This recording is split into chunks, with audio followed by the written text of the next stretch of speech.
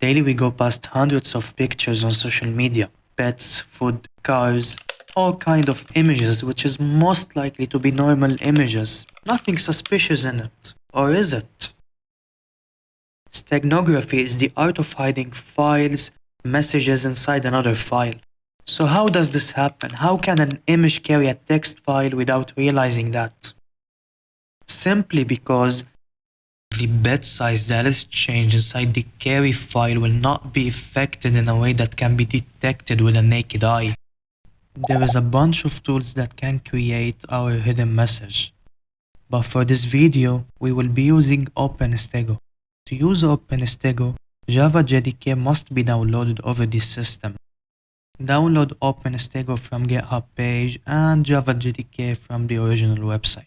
Both links are in the description. Make sure to add the JDK file path into the system environment as shown. Now let's run OpenStego. So we have the message file, which is a password text file, and we have the cover file. Let's set them each in the right place. Let's choose the output file and name our output stego file. Finally, we will write down the password, confirm it, and press hide file. The cover file has been created as shown.